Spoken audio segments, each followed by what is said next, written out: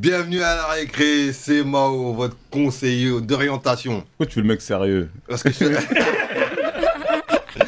non, c'est le temps de s'installer, tu connais, mais ça y est, je suis installé. Non, aujourd'hui, je suis conseiller d'orientation parce qu'on reçoit un bon gars. Ah oui, parce que je suis mafia Quinfri. Et comme je le dis souvent quand on a reçu Dry, je mange en même temps, désolé. Je suis un membre d'Intouchable. Yeah. Voilà. Je suis un membre d'Intouchable. Voilà. Papou. C'est vraiment une fierté de te recevoir. Merci. Comment enchanté. Ça va très bien, ça va très bien. Merci pour l'invitation. Bah, grave normal, c'est grave normal. On va te laisser présenter pour ceux qui ne te connaissent pas. C'est dommage. Papou, Moussa Dabo du vrai prénom, 94, côté banlieue sud parisienne, d'origine malienne, collectif, ouais, important la double culture, très important, ex-membre plutôt de la mafia Quinfri, Orly Choisy-Vitry, moi c'est Ivry-sur-Seine, voilà, je suis celui qui a créé la marque de vêtements Mafia Quinfri et African Armure, et membre rappeur de la mafia en tant que Popa Project. D'accord, mais pourquoi ex-membre?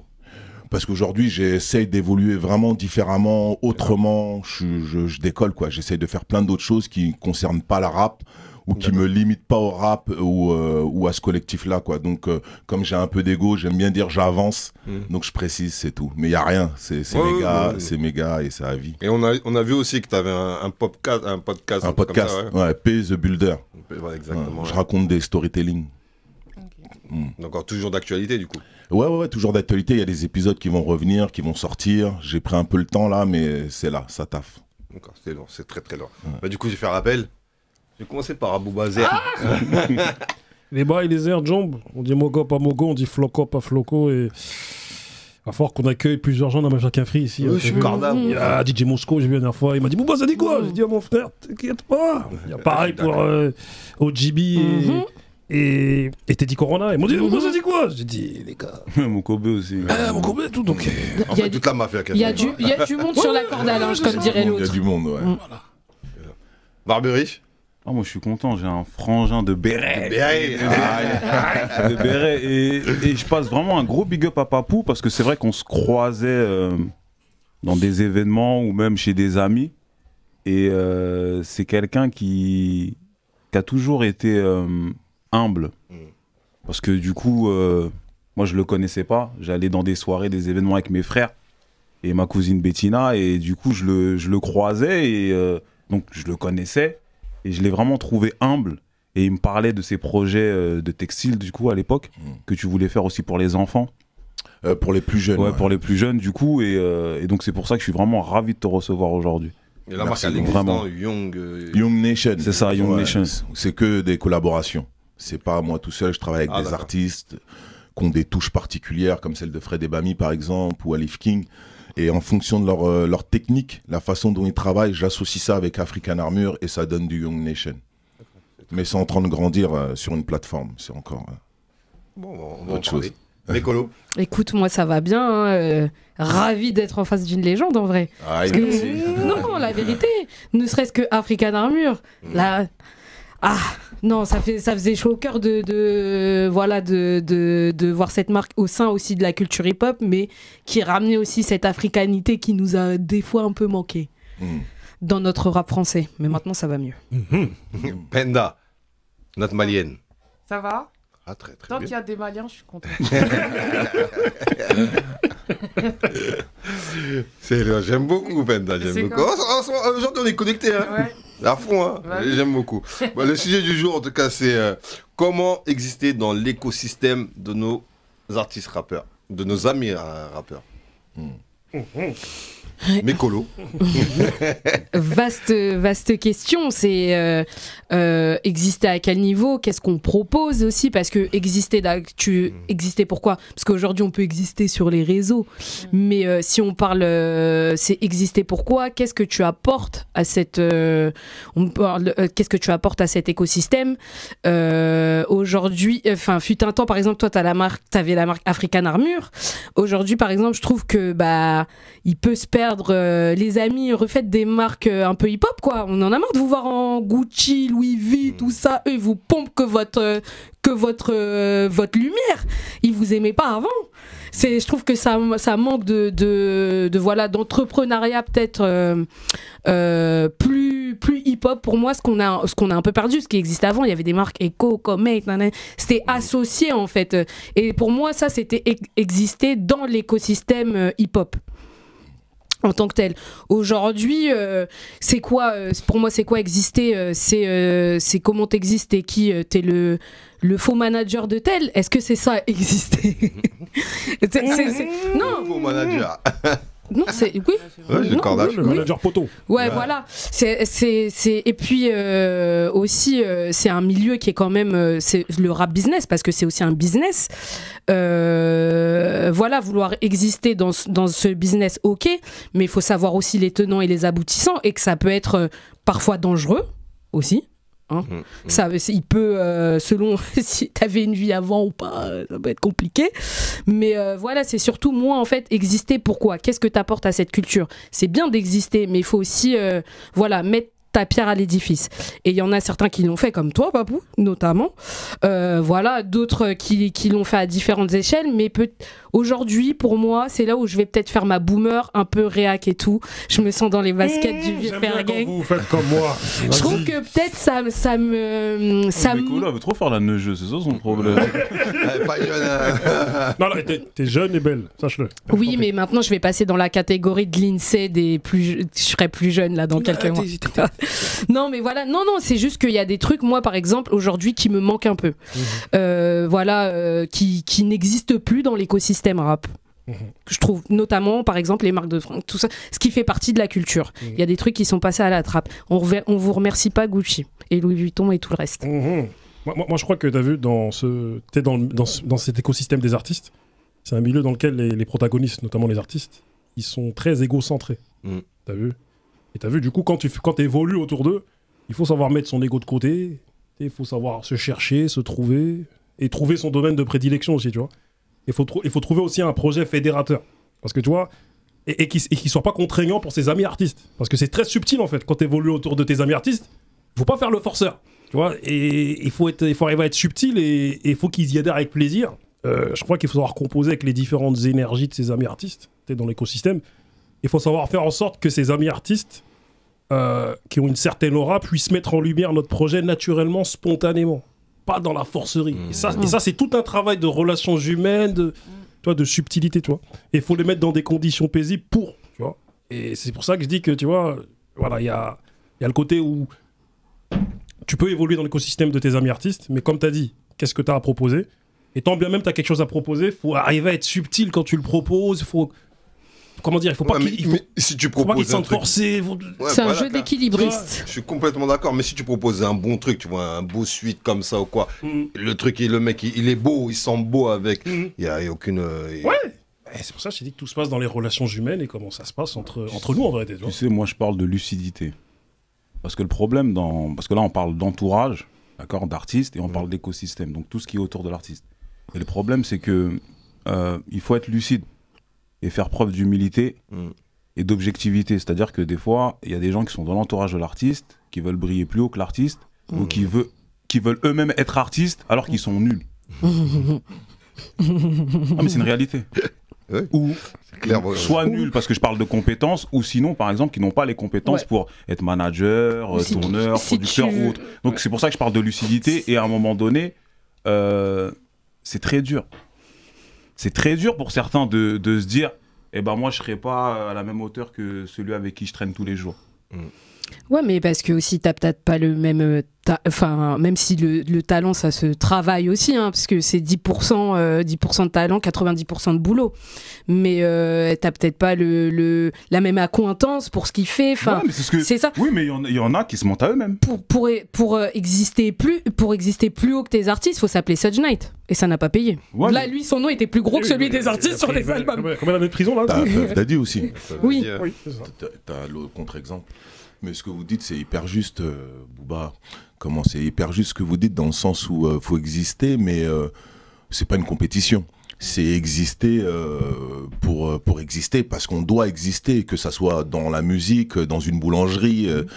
Quand tu fais quelque chose, peu importe ce qui t'anime, tu dois essayer d'exister. Sinon, tu te repositionnes dans les 2e, 3e, 4e wagons. Et ça, comme tu dis, il faut l'accepter. Il faut savoir l'accepter et le reconnaître. Il y en a, ils ne savent pas le reconnaître non plus, tu vois. Ils ne le voient pas. Penda? Moi, je pense que le problème, c'est la compétition. Du coup, parce que quand tu as un artiste ou des artistes dans ton entourage et que tu sais à peu près faire la même chose, il y en a certains qui vont pas comprendre pourquoi lui, il a percé et pas l'autre. Donc, ça peut créer des frictions. C'est pour ça que parfois, il y a des gros clashs entre les artistes et leur entourage. Et parfois aussi, tu as l'artiste aussi qui se comporte pas bien quand il a percé avec son entourage aussi. On parle pas forcément de ça, mais ça arrive dans le sens inverse. Mais je pense que il faut pas trop vivre au crochet des gens qui ont la lumière en espérant avoir la lumière avec eux. Il faut chercher sa lumière à soi-même. Ça peut prendre plus de temps, c'est pas grave. Ça peut être dans un autre domaine. Tu vois, c'est pas parce que tu kiffes rapper que tu vas devenir rappeur. Il y a plein de gens qui kiffent rapper, qui sont pas rappeurs dans la vie. Et je pense qu'il faut être patient et il faut vraiment suivre sa lumière parce que sinon tu vas te perdre. Le temps, il va passer et t'auras été que le vas-y-lui du rappeur là pendant 20 ans. Non, mais c'est vrai, au bout d'un moment. Et les amis d'eux, c'est souvent eux qui font beaucoup d'histoires en plus. Donc... t'es ami d'eux, mais à distance, tu te cherches, tu fais ta vie et voilà. C'est un flux de beaucoup de gens et c'est exactement ça. Chacun doit chercher sa lumière. Et c'est important et c'est comme ça on doit éduquer les gens, quoi. Tout le monde, quoi. Tout le monde doit avoir ce truc-là en soi. Et moi, dans mon cas, quand on fait partie de la mafia, c'est pas une question de vas-y lui ou c'est une question que mafia ou pas mafia, je dois exister. C'est pas la mafia qui fait que j'existe, c'est moi en tant que personne qui intègre ou qui est de la mafia et qui doit briller dans la mafia. C'est nécessaire parce que c'est mon ADN, tout simplement. Il n'y a même pas de réflexion réellement. Donc quand on travaille et qu'on écrit, j'aime rapper, j'écris toujours, j'aime le son à mort, j'écoute vos émissions, quand ça parle rap, je suis dedans, c'est mon truc. Mais à un moment donné, comme tu as dit, c'est ma capacité. Qu'est-ce que j'ai envie de faire? Moi, je suis introverti, j'aime écrire, j'aime rapper, sauf que j'aime pas forcément que tout le monde rentre dans ma tête ou que tout le monde comprenne ce que j'ai dans le cerveau. Donc à un moment donné, il faut accepter et se dire qu'est-ce que je peux faire d'autre qui fait que je vais être à l'aise, qui fait que je vais être heureux, que je vais me sentir bien dans mes baskets, que je vais être l'égal de mes gars qui excellent eux dans le rap ou dans autre chose, tout en étant eux on se regarde dans les yeux, quoi. C'est ça l'idée, quoi. Je pense. Mais est-ce que c'est possible qu'il y ait de la lumière sur le vas-y lui et l'artiste? En fait... vas-y lui, c'est bien développé. En même temps, en fait. Ça va rentrer dans le lexique. Ouais, le vas-y lui. Non, mais le vas-y lui, ça sera toujours un vas-y lui. Lui, il va avoir des opportunités. Non, le vas-y lui, il va avoir des opportunités. Il aura toujours des opportunités parce qu'il est au crochet d'une star. C'est sûr. Mais en tant que personne, on dira toujours ah oui, mais lui, c'est... Lui, c'est lui. Voilà, lui c'est le vas-y lui de lui. Voilà. Mais est-ce que tu as une définition précise du vas-y lui? Enfin, je la dépose. Tu vas déposer ça à l'INPI, tu vois. Non, mais... Je note ta définition. Tu vois le truc, vas-y lui. Voilà, tu vois, lui, c'est pas de l'artisan. Vas-y lui, casse les couilles, tu vois. Vas-y lui. Tu vois le genre de personne. C'est toujours le mec qui est partout. C'est comme, par exemple, je sais pas, un ami de footballeur, tu vois. Et qui va casser les... Pour moi, P. Diddy, c'est un vas-y lui. Non. Si, parce qu'est-ce qu'il a à faire là, danser mais... dans un clip d'un mec qui produit. Lui, vas-y, lui, qu'est-ce qu'il danse? Tu vois ce que je veux dire? Pourtant, il fait partie des précurseurs dans la mise en avant des... Mais avant lui, on voyait pas les producteurs. Exactement. On voyait pas les structures de label. C'est en se mettant dans le clip qu'il est sorti du vas-y lui et qu'il est devenu Puff Dad. Avant ça, on savait pas c'était qui. Quand on l'a vu dans le clip, mais c'est pas le mettant la lumière, c'est vas-y lui. Avant, on s'en foutait, mais là, il a la lumière. Vas-y lui, moi. Pour moi, c'est l'inverse. Pour moi, c'est le contraire. En vrai, par exemple, si tu prends l'exemple de Didi, il travaillait déjà dans l'ombre. Tu vois, lui, c'était son boulot d'être producteur de machin. Il bossait pour une maison de disques. Il était dans l'ombre, en fait, parce que les producteurs, on a l'habitude de les voir dans l'ombre. Mais à un moment donné, par ego ou par par starification, parce qu'il avait envie de briller, peut-être que en vrai, Didi, je pense comme tout le monde, il a rappé, c'est pas le rappeur le plus exceptionnel. T'as Biggie, t'as toi, qu'est-ce que tu te dis? Qu'est-ce que tu te dis? Mais ce qui est fort, c'est que ce vas-y lui, il t'a sorti un album qui était bon. Oui. Même s'il rappelle pas super bien. Tu vois, il t'a sorti un vrai. Il avait des vrais Voilà. beatmakers. Écrit aussi. Voilà. Mais il a Écrit aussi la par crème de la par- crème. par- Mais par c'est pas Biggie. pareil. Après, je pense que le vas-y lui, parce que là on est en train de. Attends, Après, on va revenir sur le attends, sujet. je veux revenir. Mais non, parce que ça Didi fait aussi, hein. l'écosystème, le vas-y. ouais, mais c'est ça. important en fait, parce qu'on parle de l'écosystème, et je pense que dans les personnes médiatisées ou célèbres, il y a toujours un vas-y lui. Quand je dis il y a toujours un vas-y lui, que ce soit le footeux, que ce soit le rappeur, il y a toujours un mec, on sait que c'est le pote du rappeur, donc il sera toujours là au concert, dans les loges, dans les showcases, dans les clips, mais on sait pas ce qu'il fait. Mais il est toujours là, et lui, il se sert de la notoriété de son poteau, soit pour avoir des meufs, ou Ouais, soit voilà. pour avoir du réseau. Mais en réalité, il est son père. Et je pense que le vas-y lui, c'est lui. Ouais. Je sais pas. mais par rapport à Didi, je pense que c'est un des premiers influenceurs. Ouais. Ah, Franchement, ouais. En fait, pour moi, c'est un Il a influenceur. influencé les producteurs. Voilà, il a influencé le game de la musique en règle générale. Après, il a fait Ouais. plein d'émissions. Il a su se renouveler. Il a su se renouveler en faisant pas grand-chose tout le temps. Franchement, c'est un truc de ouf. Et même maintenant, hein, il sort avec les meufs qui sont hype aux États-Unis. Donc, il sait très bien ce qu'il fait. Je pense que c'est un influenceur rap. On en a ici maintenant, mais ça. Après, ouais. il a quand même été réal des albums. Oui, après, c'est-à-dire- oui, mais c'est-à-dire il touche pas les machines, mais c'est quand même quelqu'un Ouais, qui il- sait diriger, il a qui une sait science. réaliser, tu vois. Il a une science de voilà, C'est il un va savoir showman te, aussi. te dire. Et puis même, si était un vas-y lui, en tout cas, il a créé tout le style Jiggy. Le truc de, on voyait les clips, tout. Enfin, moi, je pense que en vrai, il avait des idées, il a des idées créatrices de création, mais juste que c'est pas un rappeur. Et il s'est dit, mais ok, à un moment donné, moi aussi, je peux. En même temps, c'est un vas-y lui qui a créé une espèce d'anomalie en réalité. Parce que ce vas-y lui là, il y a une époque où il fallait. N'arrête pas de dire vas-y. Mais non, ce vas-y lui là, il n'était pas destiné à sortir un album, avoir cette carrière qu'il a aujourd'hui, tu vois. Par exemple, ce Snake, lui, il a été le vas-y lui, mais forceur, c'est méchant. Tu vois. Mais je pense que ça Non, reste une Didi, histoire il de était vision. méchant, Didi, il est Parce que méchant. Moi, Didi, je le vois pas comme un vas-y lui. C'est-à-dire que à un moment donné, t'as vu, Parce le que pareil, vas-y il est lui, très c'est comme un méchant. faire valoir. Il est là, il est à côté Ouais. de toi. Et t'as vu, on sait très bien. T'as vu, des fois, il y a des rappeurs, ils ont des frérots, ils sont toujours là. On sait pas à quoi ils servent. Mais ils vont toujours dire. Peut-être qu'ils cherchent. Ouais, c'est cher. Tu vois, Peut-être qu'ils se cherchent c'est à pour ça. devenir quelqu'un. c'est ça. En étant en contact des meilleurs, tu deviens meilleur. Ouais, Tu mais il vois. faut avoir une vision. Parce qu'il y en a certains qui se contentent juste d'être à côté. Il y a plusieurs types. Ouais, Il tu y a vois. ceux qui n'ont pas la vision, ceux qui en ont et ceux qui sont en pleine gestation. Ouais. Et qui sont là en train de chercher, tu vois. Et te concernant, moi, je voulais savoir, parce que t'as rappé. Ouais. Donc après, comment, en fait, tu as mis ce côté-là, je parle médiatique, hein, parce que tu dis que tu rappes toujours, ce côté rappeur de côté pour te lancer dans le côté textile. Non, c'est la force des choses. Je suis quand on arrive, nous on rappe, on fait que rapper, on rappe. On a une double, triple culture parce que j'aime bien dire qu'on a 4 cultures, tu vois. Et c'est ces 4 cultures-là qui s'entrechoquent. Moi, il y a la maman aussi qui aime pas le rap. Tu vois, il y a ça dans ma tête, il y a une très très forte forme de respect là-dessus. Donc je suis en pleine réflexion, on est jeunes, on est en train de se gratter la tête. Moi j'aime le rap, mais si je rappe ma daronne de l'autre côté, en même temps tes gars ils commencent à péter, ça commence à avancer. T'es aussi bon dans la rue, t'es aussi bon dans ce que tu fais, dans tes trucs de street, etc.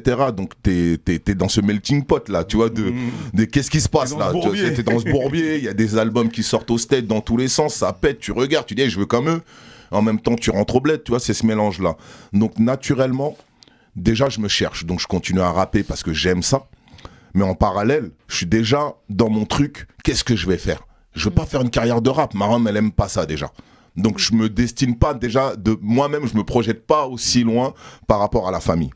En même temps, je vois l'ouverture professionnelle. Je vois que, waouh, qu'est-ce qui se passe là? On peut faire comme au State. On peut arriver, nous aussi, à émerger. Et à faire quelque chose, quoi, à l'époque, on ne savait pas. Mais on sent qu'on peut émerger et faire quelque chose. Donc j'écris mes textes, mais je vois Puff Daddy qui crée un label Bad Boy. Je vois de l'autre côté le Wu qui se pointe un truc de dingue. T'as l'autre côté, t'as les Suge Knight qui arrivent. Nous, on voit tout ça. Nous, on est les enfants de tout ça, tu vois. Donc on est là, on se dit, putain, ça bouge dans tous les sens. LL Cool J, la marque Fobou, Puff Daddy après, Crescent John. Donc tous ces mouvements-là, c'est nos, comment je dirais, c'est nos mentors. C'est le blueprint. C'est le blueprint, tu vois. On les voit, on les observe. Moi, je prends tout. Je prends tout, je regarde ceux qui font de la prod, ceux qui dansaient, la danse elle commence à être effacée. Tu regardes toute la culture hip-hop, la culture urbaine, et on se cherche. Et moi je me dis, qu'est-ce que je vais faire qui me correspond et qui fait que je vais exister dans mon écosystème. Donc je rappe, et à un moment donné, je comprends que le vêtement c'est important, parce qu'on a un manque. La Mafia Qu'un Free n'a pas de merchandising. On commence réellement à émerger parce qu'Idéalgie, ils explosent.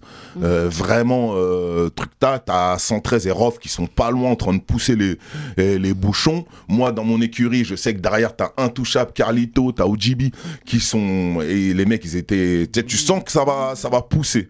Moi, je suis au milieu de tout ça. Donc, je me dis, merde, on a un trou.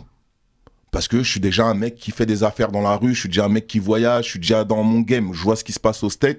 Donc, comment je trouve ma place? C'est en regardant mon équipe et en disant il est où mon espace? Quelle place je vais prendre? Je vais pas être Kerry James, je vais pas être Rimka, je vais pas être Dry, tu vois. Donc, qui je vais être? C'est Mao qui veut être Dry. Tu vois. Non, il veut faire partie des Intouchables. Tu vois. Donc, moi, je vais être Papou, en fait. Je vais être aucun autre de mes gars. Je vais être moi-même, mais dans l'écosystème de mes gars. Je vois l'espace, je me dis, ok, je vais boucher ce trou-là. Là, je vais servir à mon crew. Donc, moi, dans le foot, je deviens milieu de terrain. Tu vois. À la base, je suis comme tout le monde, je vais être attaquant.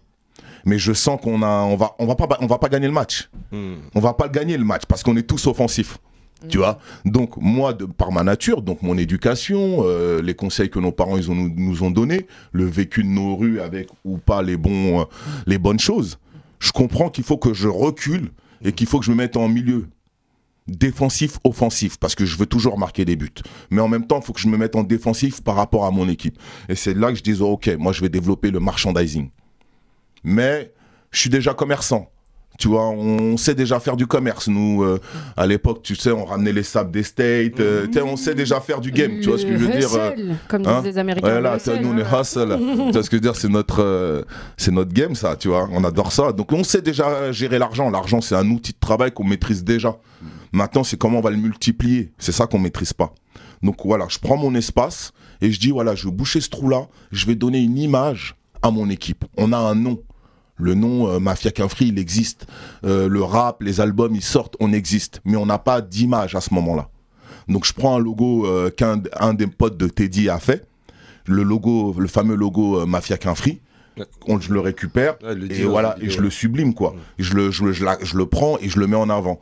Et du merchandising, je transforme ça en marque de vêtements. Et comme mes gars, ils sortent des albums, et que moi, je sais que je ne veux pas sortir d'album, je sors mon album. Mon album, c'est African Armure. Donc, au lieu de sortir un album musical, je sors un album vestimentaire. C'est comme ça que je le vois, quoi, tu vois. En tout cas, dans ma réflexion, je suis comme ça, parce que j'apprends sur le tas. On maîtrise pas le rap, les labels, les maisons de scud, ou bref. On apprend et moi, je suis un mec qui se cherche, quoi. Mais qu'est-ce que je veux faire? Ben, on fait du B.A.B.A, gros. On fait du basique. On invente rien. Les mecs, ils sortent des albums. Mais moi aussi, je veux faire un album. Ouais, mais c'est pas pour toi 16 titres, frérot. Tout le monde va te parler, on va te prendre la tête. Quand bien même t'arriveras à être bon, est-ce que c'est ce que t'aimes? Ma mère, elle décède entre-temps et j'ai plus envie de faire, j'ai envie de l'écouter, quoi. C'est son dernier message, peut-être, tu vois. Donc je me dis, bon, là, faut que je m'oriente réellement. Et là, je dis, ok, moi, je vais créer mon truc, ma structure, African Armure. Je vais développer le merchandising de mon équipe et African Armure va être mon projet. Mon projet de vie va être mon album. Comme ça, je suis comme mes gars. 113, ils sortent des albums, je marche avec 113, j'ai mon projet, ils ont leur projet, c'est pas un vas-y lui, c'est un gars à nous, on fonctionne pareil, au même rythme, et on s'auto-régule, et on évolue. T'étais un c'est magnifique. T'étais un Sissi, lui. Ouais, moi je suis un Sissi. Lourd celle-là. Mais la réflexion, tu vois, quand tu penses à tout ça, quand tu penses à tout ça, au merch et tout, cette réflexion, elle se fait tout seul ou avec quelques membres de la Mafia Qu'un Free? C'est peut-être une des difficultés que j'ai eues, mais cette réflexion, elle se fait tout seul. Moi, j'existe, moi, gros. Je suis autodidacte, je fais mes queutrus. Mafia, pas mafia. Et c'est ce qui a fait la qualité de la mafia. C'est qu'on est tous des autodidactes dans cette équipe. Donc, on n'est pas en train de demander la permission à qui que ce soit. On regarde qui fait quoi. Personne ne le fait, c'est néant. Ouais, mais surtout, tu vois qu'en plus, parce que tu as cité notamment les États-Unis, tu vois Didi avec Sean John. Voilà, on les voit faire. Donc, En plus, il y a ce truc de vous êtes quand même dans cette veine hip-hop. C'est une évidence. Est-ce que tu te dis, ouais, en fait, ouais, voilà, c'est ça aussi qui colle à ma culture, en fait, du moins à cette culture-là qui est le hip-hop. Et il y a un trou, comme tu dis, en France et dans votre collectif, en fait. Ouais, c'est le hip-hop. Le hip-hop, il est inconscient.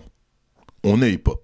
On est LL, on est Fuji, Fubu, on est toutes les marques de l'époque. Quand on était petits, on voulait des starters, on allait les voler s'il fallait. Mais on voulait la paire Adidas, tu vois, on cherchait les queutrus. T'as Spike Lee qui arrive avec Jordan.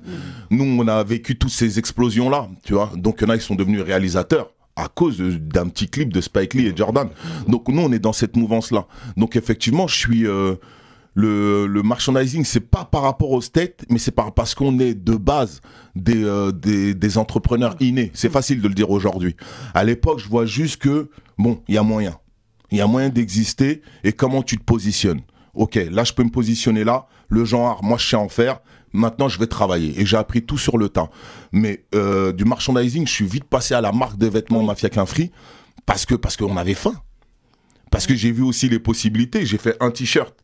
Après, on m'a dit, je peux faire des suites. J'ai dit, c'est où? Là-bas. Bah, vas-y, viens. Après, j'ai vu ça. Après, on voit le cuir. Moi, j'ai sauté des étapes. J'ai fait un cuir avant même de faire des vestes, avant même de faire un jogging. J'avais déjà sorti un cuir. C'est parce que j'ai vu des opportunités qui se sont entremêlées, plus ma culture hip-hop, qui fait qu'au State, à Virex, les mecs, ils étaient en cuir, les mecs du Queen, Capone Noriega et tout ça.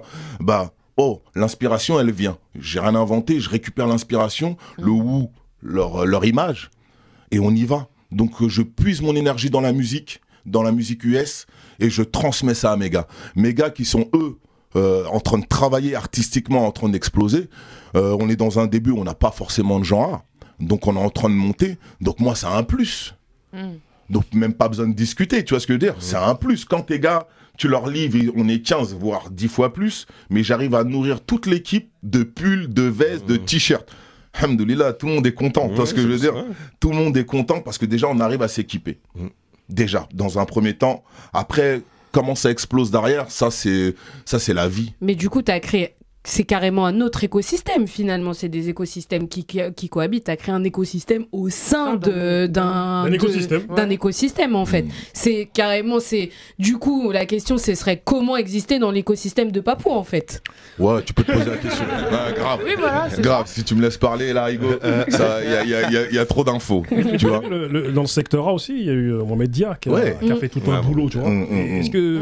Mais Dia, c'était légendaire. Est-ce que vous vous êtes côtoyés? Est-ce que vous vous êtes... Qui a commencé? Grand respect. Respect. Vous êtes inspiré? Je crois que non, c'est pas du tout inspiré, mais je crois que Dia il a commencé avant moi. Il est un peu plus vieux que moi. Sector A est un peu plus vieux, pas de longtemps, mais un peu plus mature que Mafia Qu'un Free, tu vois. Donc Dia il arrive. Dia c'est un Malien.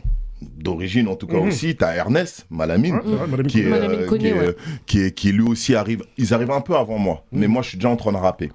Et quand j'arrive, en fait, je suis le 3e Malien qui rentre dans le game. Donc forcément, on se check, tu vois. Forcément, on se salue. On se salue artistiquement parce que Sector A, Mafia Qu'un Free, on est en compétition, bonne compétition. On a fait des mixtapes ensemble. Les frangins Arsenic, c'est des frères et toute la clique qui va avec. Donc on est déjà. Donc si on s'est apporté quelque chose, c'est à travers la compétition. Ok, pour moi, il faudrait que je lui demande. On n'a jamais discuté de ce genre de truc. Mais c'est la compétition. Les mecs du Nord, ils arrivent, ils ont leur marque de vêtements. T'as des marques un peu partout. Nous, la banlieue sud, on arrive avec une marque de vêtements. La différence pour moi, Dia, j'avais kiffé parce que Dia, c'est son prénom. Donc c'est un nom que nous, on connaît, Afrique, etc. Moi, je dis, mais non, j'aurais jamais mis mon nom de famille. Tu vois, on est dans des réflexions comme ça. Mais qu'est-ce que tu veux faire? Là, Rim Kerry, il arrive avec African Armure. J'endosse l'African Armure. Moi, voilà, je suis en mode bagarreur, tu vois. Donc, moi, c'était parfait. Donc, je prends mon blaze. Et de là, nous, on va travailler sur tout le monde. Mais African, c'est quelque chose... African ou Mafia, c'est des choses qui... L'African, il est dans le monde. Il est partout. Donc, les frontières, elles ont été ouvertes tout de suite. Il n'y a pas de débat, il n'y a pas de compétition dans le game du streetwear à l'époque, tu vois. Parce que les mecs du 9-5, 9-2, partout, se l'accaparent. Et moi, j'ai fait en sorte de ne pas être mis en avant. J'ai fait en sorte de rester bien à mon positionnement pour rester milieu de terrain et pour pouvoir travailler sur l'artistique, mes raps, ma fabrication, toujours m'inspirer de plein de choses. Et en fait, pour moi, ça appartenait à tout le monde, à tout mon collectif, et voir tous ceux qui disaient ça à eux, moi, j'ai jamais contredit quoi que ce soit là-dessus. Mais nous, on savait que c'était toi. Les initiés. Les initiés, ouais. Voilà, nous on était là, on disait c'est qui Ouais, mais ça va avec le côté je suis Mafia Free en fait. Tu peux dire ouais, je suis African Armure, voilà, tu te l'appropries en fait. Bah, les gars, ils sont appropriés. T'as Ali des Lunatiques qui s'est mis à porter tout de suite du African Armure, big up à lui. Kafir de la brigade, il y a eu grave du monde. Les snipers, tout le monde s'est mis parce qu'en fait, j'ai créé inconsciemment une extension de la Mafia Free. Mafia Free, c'est un collectif, t'aimes pas. Si t'aimes pas, t'es limité. Il y en a, ils vont porter parce que le logo, ils l'aiment bien. Après, j'ai créé le deuxième logo officiel de la Mafia Free, celui qui est écrit tout droit, pour justement épurer un peu la carte d'Afrique. Et j'ai lancé, si t'aimes pas ça, Mafia Free, tu vas pas porter, tu vas pas écouter.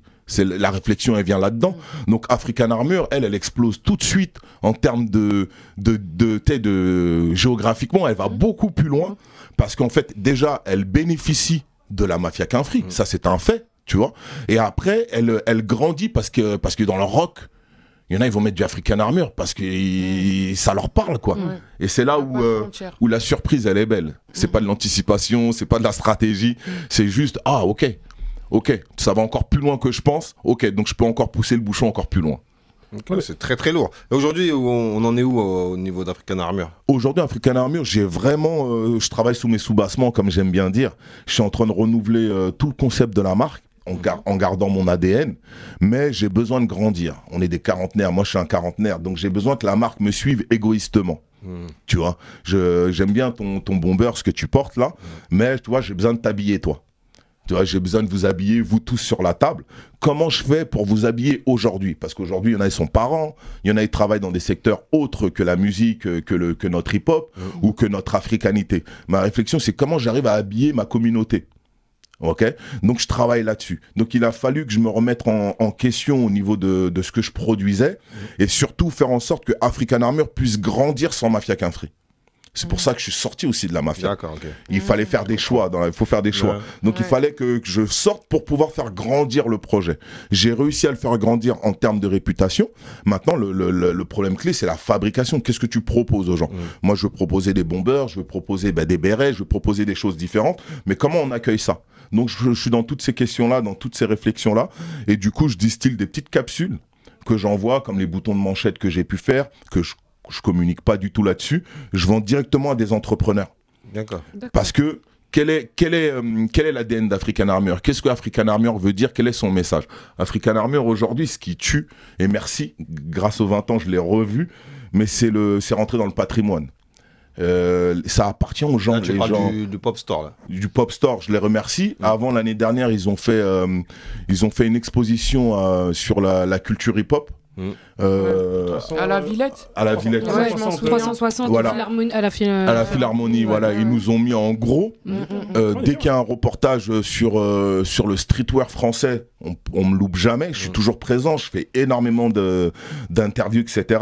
Et je travaille aussi avec la BPI. Je vais dans d'autres villes voir des gens de 18-20 ans qui connaissent de nom.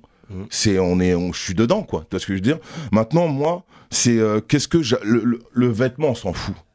Toi, là, j'ai un suite, ok, mais on s'en fout. Ce qui est important, c'est la force du blaze.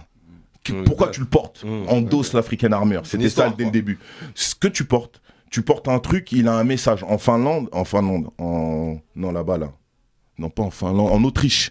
Il y a des mecs qui m'ont acheté du African Armure parce qu'ils sont engagés politiquement. Donc ils portent African Armure d'une autre façon qu'on porte pas du tout en France. Au States, ils ont porté pour les origines. Tu vois ce que je veux dire? Genre Free, nanana, l'armure, nanana. Alors que ici on porte pour la rap. Donc en fonction des pays, le nom il est porté différemment. Maintenant que je suis conscient de tout ça, qu'est-ce que moi je peux apporter qui va donner du sens? Donc toujours amener un produit qui a du sens. C'est ça le plus important pour moi. Donc je réfléchis à ça. Les boutons de manchette, je veux toucher les Renois entrepreneurs. Je dis les Renois, mais le monde afro. Entrepreneurs qui sont aujourd'hui dans les banques, qui travaillent dans les postes, qui à l'époque on disait bounty parce qu'ils n'arrivaient pas à avoir de flow. Maintenant on a du flow. Tu vois, tu peux mettre une chemise, je te ramène des boutons de manchette et tu vas à ton rendez-vous et t'es frais et t'es African Armure et en même temps t'es dans un autre game. Tu vois ce que je veux dire? Donc moi le message il est là. Qu'est-ce que je peux apporter qui fait que vous allez vous habiller avec du African Armure sans que moi j'ai à vous le vendre? J'ai pas à vous le vendre, c'est à vous. Ça vous appartient. C'est le message. Tu vas le porter parce que je défends Nelson Mandela, parce qu'il y a Adama, l'histoire de Adama, on est sur le coup, on veut apporter notre pierre à l'édifice. On a des sportifs qui méritent d'être poussés en avant. Comment on les pousse en avant? Il y a des associations qui font des choses. Comment on participe avec ces associations-là? Tu vois? Donc moi, c'est ça mon travail. Il prend beaucoup de temps parce que le African, il est trop large. Mais je suis vraiment sur ce type de réflexion. Et le Pop Store, là, qui en a eu l'idée? Teddy. Teddy, okay. Teddy. C'est un Pop Store de Teddy Corona. Il a eu l'idée, il voulait fêter les 20 ans. Donc il est venu me voir pour me dire viens, on fête ces 20 ans-là du clip pour ceux, avec le cuir que j'ai fait à l'époque pour l'équipe. Donc moi j'ai accepté. En me disant bah c'est une bonne chose, ça fait longtemps que j'avais rien fait avec la Mafia Qu'un Free dans notre maturité. Donc voilà, il a créé son événement des 20 ans. Moi je suis très fier parce que la boucle est bouclée pour moi. Les cuirs et les produits que j'avais fait à l'époque, c'est ce qui a financé le clip pour ceux.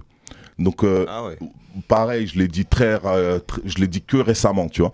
Mais c'est l'argent que j'ai généré moi. Donc vous voyez ma place de milieu de terrain, comment elle a été prise. Et j'étais grave on comprend mieux le côté milieu de terrain. Parce que je veux dire, moi je le dis comme ça aujourd'hui, c'est la maturité. À l'époque, je le faisais de manière instinctive. Je comprenais où me positionner. J'essayais en tout cas de comprendre où me positionner. Donc là, Mokobe, il a eu l'idée. Manu K met l'idée en place. Courtrage doit produire l'idée, mais il faut le financer. Donc c'est là que j'interviens. J'ai dit ok, on va intervenir. Je sors des pulls, je sors des t-shirts, African Armure, Mafia Qu'un Free. Je prends le genre, boum, on le donne à Courtrage. Courtrage, ils font le clip pour ceux. Le clip, c'est ce qu'il est aujourd'hui. Légendaire. Moi, je suis fier de moi. J'ai pas à le revendiquer, j'ai pas à le dire, parce que je l'ai fait pour ma team. Je l'ai fait pour mon équipe. Vous voyez, Deschamps, quand il jouait au foot, on n'entendait pas parler de lui. C'était Zizou. Comme tu as dit tout à l'heure, il faut savoir prendre son positionnement. Moi, mon positionnement, c'est que devant moi, j'ai 113, j'ai Kerry, j'ai Rof. Donc moi, je dois être capable de me mettre dans leur ombre et travailler pour qu'on aille encore plus loin. Mais moi, je suis bénéficiaire là-dedans. Parce que si les albums, ils explosent, le vêtement fonctionne. Si je suis présent dans la plupart des albums, donc artistiquement, j'avance aussi. Donc j'y trouve ma part. Pas à 100%, mais j'y trouve ma part. Dans le vêtement, c'est moi qui suis attaquant, c'est moi qui suis devant, et eux, ils se retrouvent derrière moi. Donc c'est là à eux de pousser, comme 113 l'ont super bien fait, en portant, quand on regarde les clips de 113, je suis omnipotent. Tu vois, merci à ces trois-là, surtout, parce que c'est eux la machine de guerre qui ont fait en sorte que j'explose. Et quelle machine de guerre. Et quelle machine de guerre. Mais qu'est-ce que tu penses C'est comme un parti politique. Tu sais, sur les réseaux, on a vu des polémiques par rapport au cuir, tu sais, par rapport au tarot du cuir, tu vois. Comment dire, les cuirs qui étaient limités, tu vois. Ouais. Limité, 800 balles 800 balles. 800 E. Et maintenant, il y en a qui ont dit, mais... Enfin, il y avait deux parties. Il y avait le parti où il y a des gens qui se disaient « Attends, comment ça, Mafia Qu'un Free, ils font des cuirs super chers à croire que c'est Gucci ou je ne sais quoi ?» Et il y en a qui ont dit « Ouais, mais attendez, pour une fois que des gens de notre communauté hip-hop font des choses, eh ben c'est normal, ça reste légendaire. » Toi, t'en as pensé quoi de tout ça C'est normal, c'est des échanges qui sont tout à fait normaux. Ceux qui pensent que le cuir, il est trop cher, c'est parce qu'ils voient Mafia Qu'un Free musique. Parce que la Mafia Qu'un Free, le groupe Mafia Qu'un Free a vendu en tant que rappeur les messages que Kerry a distillés à travers Idéalgie, Intouchable, Carlito, bref, les messages que la Mafia elle voit, eux sont là-dedans. Donc oui, on est dans un message de revendication, dans un message on va de l'avant, on est dans un message de s'assumer, on est dans un message Kerry de partage entre nous, serrons-nous la main. J'ai la même ADN, c'est mon message, tu vois. Maintenant, après il y a Mafia Qu'un Free, vêtements. Ça, c'est ce que j'ai développé, que Teddy a repris. Moi, j'ai arrêté en 2017 à peu près. Teddy, après, il a repris. Et c'est lui qui a développé les 10 dernières années de collection. J'ai rien à voir avec ça. Mais en tout cas, les gens, ils confondent le vêtement et la musique. Quand on ramène le vêtement, on parle quand même de ma putain de motherfucking pièce, t'as vu, que j'ai fait 15 modèles. À l'époque, t'en avais fait 15. J'en ai fait 15, frérot. Il n'y a pas un seul. Ceux qui ont eu ce modèle-là, c'est un membre de la Mafia Qu'un Free qui leur a donné leur cuir. Ok. Tu vois ce que je veux dire? C'est 15 cuirs que j'ai produits. Franchement, dans une situation, tu t'imagines bien que j'y connaissais rien en cuir. Donc, j'ai réussi à créer une pièce sans rien connaître en cuir. Attends, il n'y en avait que 15. Mais moi, dans ma tête, il y en avait... Non, après, j'ai fait 6 séries. D'accord, ok. De cuir. Et chaque série est différente, les séries elles se différencient à chaque fois. Tu vois, on avait le marketing sans avoir le market. Tu vois ce que je veux dire? On connaissait juste pas la com, comment en parler. Aujourd'hui, c'est facile. Donc les 15 cuirs, c'était pour mon équipe, c'est pour ma culture Qu'un Free. C'est, on va arriver en team, on va arriver porté, chaque membre a eu son cuir, moi c'est des sous. Le côté un peu uniforme aussi, parce que le fait d'arriver, c'est un peu comme une armée, quoi. C'est une armée, c'est ça. C'est les membres d'un collectif, on arrive, on va être équipés. Quand on va arriver en concert, quand on va arriver dans les radios, quand on va arriver, peu importe où on va arriver, on va arriver en unité. Ouais, c'est le côté comme les mecs de New York arrivés, team, camo. Mais voilà, c'est ça la culture, ouais. C'est notre culture. Donc c'était l'idée. Donc, ce modèle-là, je ne l'ai jamais ressorti. Donc déjà, il a quand même une valeur assez importante parce qu'il a toujours été demandé dans l'histoire. Mais je ne l'ai jamais ressorti. Je voulais jamais le ressortir. Teddy, là, il m'a convaincu de le ressortir pour fêter les 20 ans. Sinon, pour moi, il est légendaire. Et en tant qu'artiste, j'ai eu mon disque d'or, tu vois, avec ça, tu vois, j'ai carrément, voilà, bon, dans 200 ans, j'ai mon classico, tu vois ce que je veux dire. Donc, il est bien comme ça. Maintenant, on décide de le ressortir après un nombre d'années, on en fait 100. Si les gens qui parlent, si j'aurais discuté avec eux, je leur aurais parlé de fabrication. Vous savez comment on fabrique une veste, même une veste en tissu, pour que tu la touches à 200 €, combien de pièces il faut faire? Là, tu dis à un fabricant, je veux faire 100 cuirs, mais il te regarde même pas. À part s'il t'allume. Il nous a allumés. Tu vois ce que je veux dire? Après, c'est une collab avec la maison Château Rouge, non? Ça, c'est le deal que Teddy a fait. Moi, je suis pas dans ce deal. C'est Teddy qui a fait son équipe. Moi, il m'a demandé mon cuir. Il m'a dit voilà qu'il aimerait le reproduire pour fêter les 20 ans. Après, il a fait son deal avec Maison Château Rouge et toute leur équipe. Et ils ont préparé leur événement. Moi, je suis associé parce que c'est ma pièce. Ouais. Voilà, c'est mon cuir et j'en suis super fier. Ouais, c'est de la propriété intellectuelle, en fait. C'est ma propriété intellectuelle. Mais réellement, en plus, pour le coup, c'est vraiment le cas. Donc, si on parle business, c'est vraiment le cas. C'est ma propriété intellectuelle et je suis fier d'avoir fait ça. Donc moi j'ai autorisé Teddy à pouvoir reproduire mon cuir sur une quantité de 100 pièces qu'il a vendu 800 €. Pour moi 800 € c'était le prix qu'il fallait. Parce que ce prix-là, par rapport au nombre de pièces, on aurait fait moins cher, mais on aurait une émeute, on n'aurait pas pu nourrir tout le monde. Tu vois, tout le monde serait venu l'acheter en 3 secondes et il n'y en aurait pas eu. Et il faut savoir qu'en une journée, c'est ce qui s'est passé. Une journée, il y en a 60 qui sont partis. Donc les fameux mecs qui disent 800, voilà. Mais est-ce que c'est pas un problème de notre communauté là, ça les gêne pas d'acheter du Gucci à je sais pas combien? Mais si ça vient de Gucci, du Guccio de Port de Clignancourt. Non, ça vient de nous. Mais quand ça vient de nous, ah là c'est gênant là. Comment ça c'est aussi cher, c'est des gars. Ça peut venir de nous, mais c'est pas la communauté par contre. Ça vient de nous. Français. C'est une mentalité francophone. Tu vois ce que je veux dire? C'est te coûte jamais content. Tu vois ce que je veux dire? On veut pour qui, toujours l'autre. Mais par contre, on n'a aucun complexe à aller chercher les trucs des autres parce que les autres, ils existent, ils sont hauts, ils sont bien. Donc on veut leur ressembler. Tu vois, on est décomplexés entre guillemets. Le francophone a un truc à ce niveau-là. Mais c'est un faux problème pour moi. 800 €, c'était le tarot qu'il fallait. Le cuir, il est rare. Après, Teddy, il a créé une charte. J'apparais pas dans la charte, donc j'ai été un peu déçu qu'on marque pas mon nom dans la charte, mais dans l'ensemble, c'est une belle charte qu'il a écrit. Il a fait un bon concept. Le cuir, il l'a bien reproduit. Ça peut pas être celui de l'époque, c'est normal. On est dans une autre époque de fabrication en termes de tous les niveaux. Il y a des critères à respecter aujourd'hui qu'à l'époque je n'avais pas non plus. Des critères écologiques. Exactement. Donc en termes de poids du cuir, etc. Bon, c'est un peu différent, mais franchement, j'ai vu la pièce. Moi, j'étais content. S'il y a une chose qui m'aurait fait peur, c'est qu'ils reproduisent mal la pièce. Tu vois, mais elle a été bien reproduite. Les gens, les retours, moi, j'ai été super satisfait de leurs retours, les big up. Les gens, ils connaissent leur culture parce qu'ils en parlent, ils savent à quel moment elle a été faite, combien de pièces a été fait. Pendant l'événement, il y a des gens qui sont venus avec les autres séries de cuir qui étaient... Il y avait d'autres séries, tu vois, les gens ils sont venus avec toutes leurs séries. Du coup, ça m'a permis de voir que merde, on a eu un impact inconscient qui est un impact culturel hyper puissant, et ça je l'ai vu à l'événement. C'est un objet de collection en fait. Mais c'est quand même souvent moi quand on reçoit des légendes, je me dis mais c'est quand même un truc de ouf de laisser de faire partie de l'histoire quand même. Comment toi parce que c'est quand même un truc de ouf. J'avoue. C'est un truc de ouf, c'est un truc de ouf, mais c'est pas fin parce qu'on a envie. Parce que je veux dire, faut en faire un film aussi de ce truc-là. Après bon, ça c'est d'autres d'autres conversations. C'est compliqué hein. Ouais, on est nombreux, on est un des collectifs les plus nombreux. Peut-être que tout le monde n'a pas envie de raconter toutes les histoires, il y a des trucs qui sont plus ou moins artistiquement, tu peux raconter des choses. La réalité, c'est le nombre qui nous fait notre qualité fait notre propre défaut.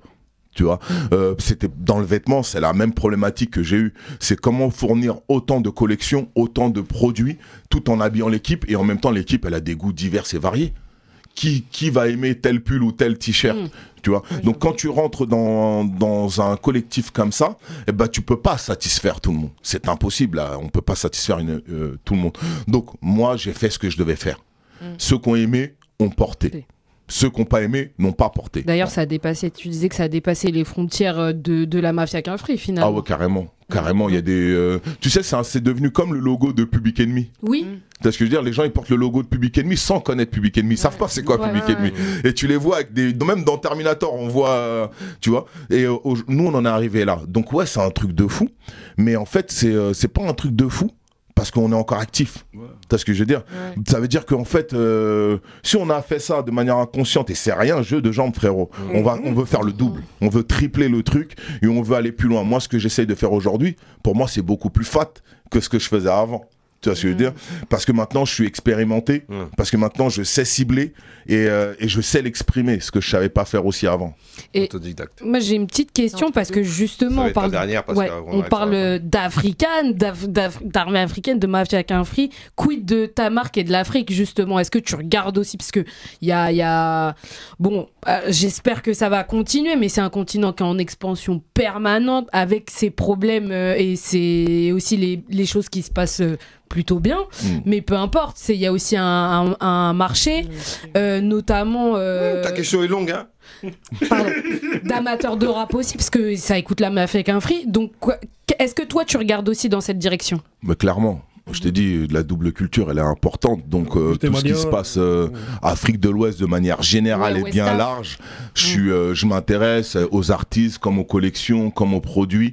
Et moi, j'ai fait en sorte de faire une marque afro-européenne. Parce que j'ai laissé la place aux Africains. Si je commençais à dire que j'ai fait une marque africain, je suis africain, moi je vis pas en Afrique.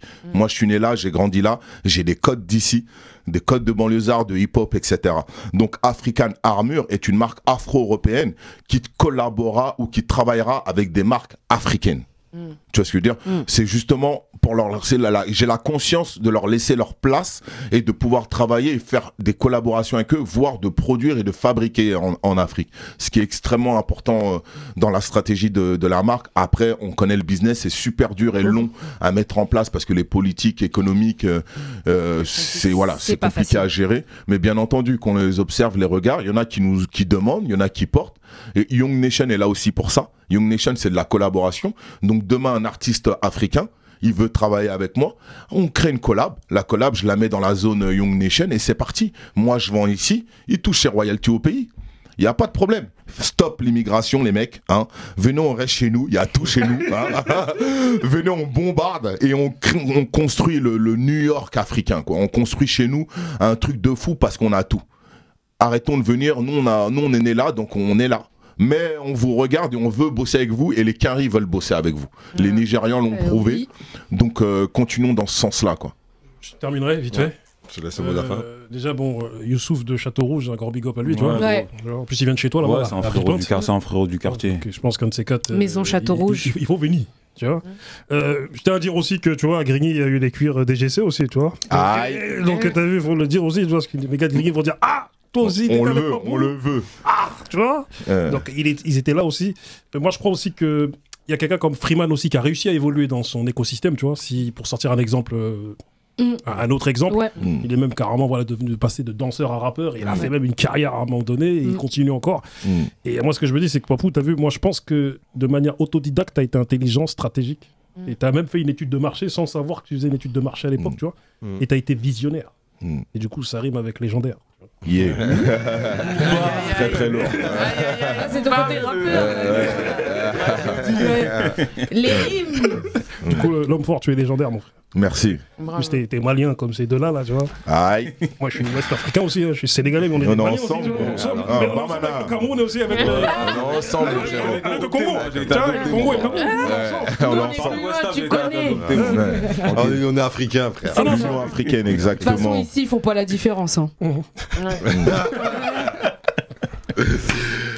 tout cas, c'était la récré. Merci Papou, merci beaucoup. façon, on est tous Mafia Cafri. Je suis Mafia Cafri. Je suis Mafia Cafri. Je suis Mafia Cafri de Grigny. Faut préciser, important. En tout cas, bah, lâchez vos commentaires, suivez les bails et cliquez. Hein. On est ensemble. On est ensemble. Yeah. Force.